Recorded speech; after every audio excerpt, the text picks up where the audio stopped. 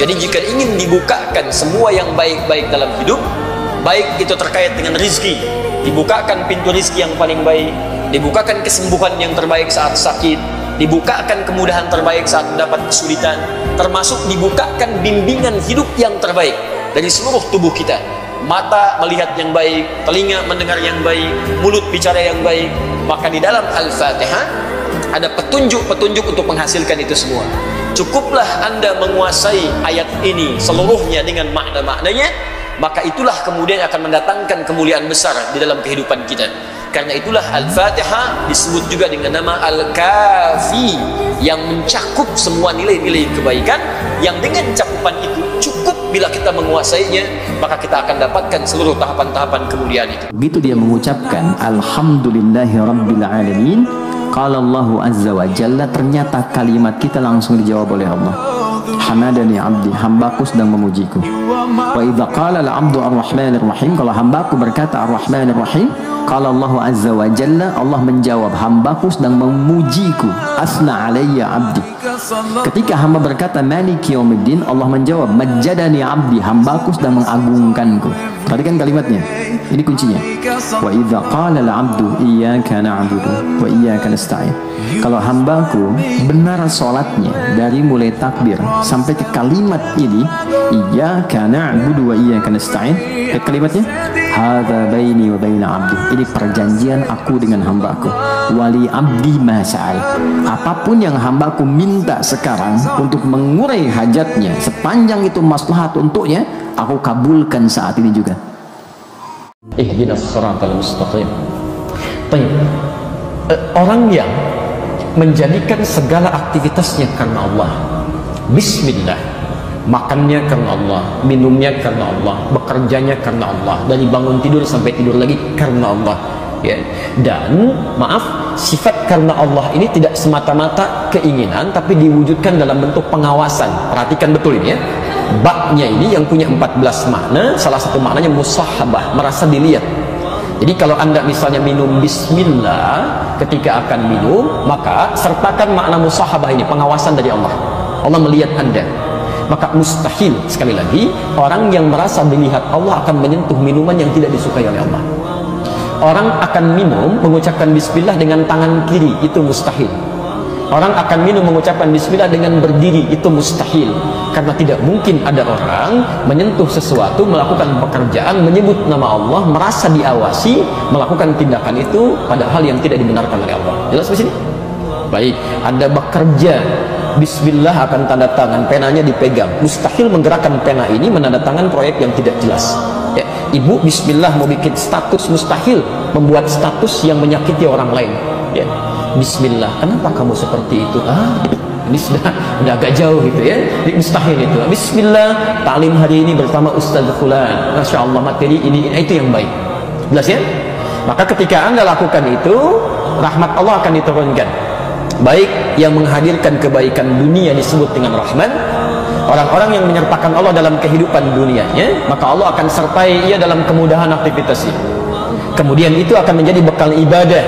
Baik. Sifat Allah yang memberikan kebaikan dalam bekal ibadah di akhirat nanti disebut dengan rahim.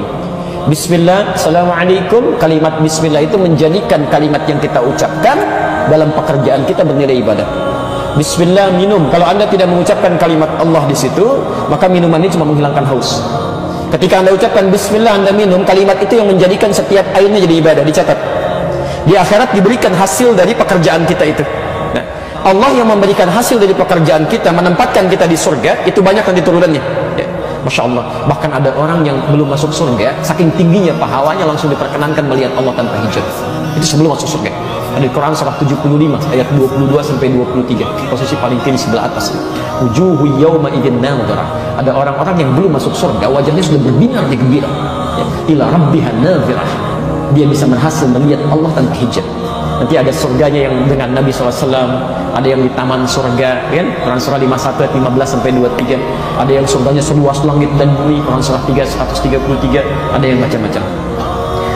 Kalau Anda sudah bisa lakukan itu, maka syukuri alhamdulillahirabbil alamin. Kalau Anda bisa bersyukur, saya sudah pernah terangkan supaya tidak meluas, Maka orang yang bersyukur atas nikmat Allah itu Allah janjikan akan ditambahkan kembali nikmatnya. Konsepnya di Quran surah ke-14 ayat ke-7 ya. Wa idz ta'adzana rabbukum la in syakartum la azidannakum. Maka setelah alhamdulillahirabbil alamin kemudian dituangkan kembali kalimat tambahan Ar-Rahmanir Rahim. Siapa yang syukur kepada Allah, Rahman dan Rahim akan ditambahkan kembali. Jelas ya? Tapi jangan berbangga dulu karena semua kenikmatan itu ujian, semua akan ditanya. Yang punya tetap Allah, itu cuma titipan saja, titipan saja. Ya, Anda diberikan nikmat misalnya, alhamdulillah, baju digunakan untuk ibadah. Allah tambah lagi, jangan bangga karena itu titipan. Digunakan untuk kebaikan. Yang punya tetap Allah. Yang punya disebut dengan Malik. Setiap yang punya akan mengambil dan bertanya. Saya titipkan kepada Anda, saya titip handphone ya. Satu kali saya ambil. Satu hari disebut dengan yaum. Saya tanya tentang titipan itu disebut dengan ad-din, kama tudinu tadinu tidan. Sebagaimana saya titipkan saya akan tanya, Anda bertanggungjawabkan. Maka kemudian Allah katakan, kamu jangan sombong dengan apa yang saya titipkan. Harta benda kamu, kedudukan kamu itu cuma bekal untuk ibadah, meningkatkan bekal kamu. Maka tetap Malik saya yang punya. Yaumuddin, kamu akan bertanggungjawabkan untuk saya berikan hasil dari perawatan titipan itu. Bagaimana cara kami merawatnya ya Allah? Dengan ibadah. Iyyaka na'budu. Jadikan semua titipan Allah itu sebagai ibadah. Ya, makan ibadah, minum ibadah, kerja ibadah, tidur ibadah, motor jadi ibadah, mobil jadi ibadah, duduknya ibadah. Jelas? Maka kalau Anda bisa kerjakan itu semua, tidak hanya Allah jadikan pahala mengalir untuk Anda. Setiap Anda punya kesulitan, maka Allah Subhanahu wa taala akan memudahkan segala kesulitan Anda. Bagaimana cara mintanya ya Allah? Wa iyyaka nasta'in. Baik, jelas ya? Nah, sekarang pertanyaannya, ya Allah, kalau kami sekarang akan berdoa, meminta sesuatu kepadamu, Allah akan sampaikan, kalau ibadah kamu benar, menjadikan semua aktivitas sebagai ibadah, lihat janjinya. Abu Daud nomor hadis 649. Di hadis qudsi saya pernah bacakan pertemuan lalu. Idza qala al-'abdu, kalau seorang hamba mengatakan pada dirinya, dia berkata khususnya dalam salatnya, iyyaka na'budu, ya Allah mulai sekarang kami akan jadikan seluruh aktivitas kami hanya ibadah untukmu. Di makannya ibadah, minumnya ibadah, kerjanya ibadah, segalanya ibadah. Kami bertekad seperti itu.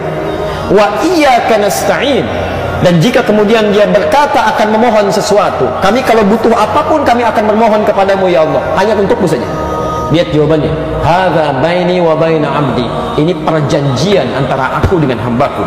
Wali 'abdi, kalau hambaku benar ibadahnya, benar makannya ibadah karena Allah, benar minumnya ibadah karena Allah, benar salatnya ibadah karena Allah, masalah apapun yang kamu minta sekarang ini, aku akan kabulkan. Sekarang pertanyaannya, kalau Bapak Ibu ditawarkan oleh Allah, apapun yang akan diminta akan dikabulkan. Mau minta apa? Ayo Bapak, ada yang surga, ada yang macam-macam, ada yang pikir dulu, ada yang saking banyaknya nggak bisa disebutkan ya. Baik. Karena itu kita akan diajarkan oleh Allah satu permintaan yang saat kita mohonkan maka semua kebutuhan kita akan terpenuhi. Semua kebutuhan, bukan keinginan tapi kebutuhan. Karena Allah hanya mengabulkan apa yang dibutuhkan, bukan apa yang diinginkan. Maka kalimat itu kita ucapkan setiap hari minimal 17 kali. Setelah mengucapkan iyyaka na'budu wa iyyaka nasta'in, apa yang kita ucapkan? Ihdinas siratal mustaqim. Kalau benar mengucapkan kalimat itu, maka selesai seluruh kebutuhan yang kita perlukan di muka bumi ini. Persoalannya, ada orang membacakan ihdinas siratal mustaqim, tapi tetap kebutuhan belum terpenuhi, masalah belum tuntas. Apa yang keliru dalam ucapannya? Mungkin tidak paham dengan apa yang